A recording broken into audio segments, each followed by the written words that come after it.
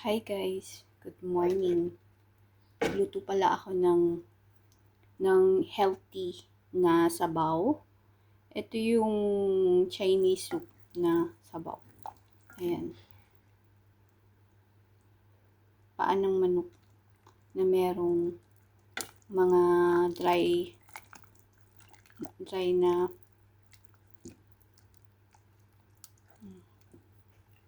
basta dry na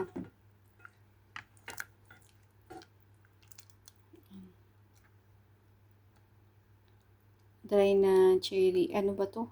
Basta dry na merong herbs. Ganun.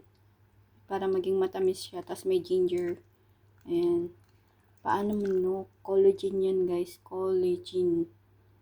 Good for health. Kaya kung gusto nyong kumain ng masustansya, magpakulo lang kayo ng luya. Ilagay nyo lang yung dry na fruits. Nakalimutan ko anong dry fruits to. Basta very healthy siya guys.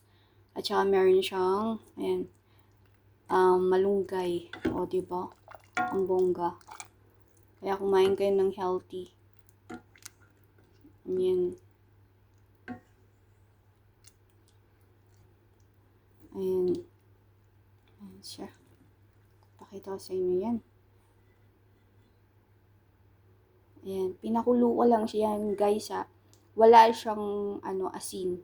Basta pinakulo ko lang siya sa ginger. Ang nagpalasa dyan, yung dry na palasa dyan yung dry na herbs na ni Chinese herbs.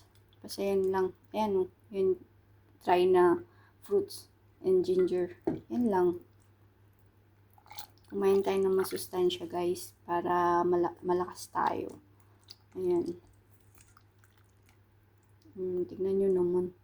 Ang sarap niyan. Kaya kung ako sa inyo, magluto na kayo ng ganito. Kakain na ako guys. Pinakita ko lang sa inyo. Basta pakulo lang. Yan. May healthy food na ako. Masayang masaya ako kasi may pagkain akong ganito. Ayan. O, diba?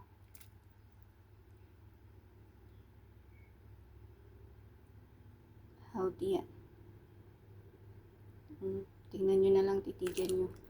Titigan nyo at sawaan nyong tingnan. Nakakagigil kapag tinikman. Charot. Ayan, ang lambot pa nung paa ng manok. Hi! Kain po tayo.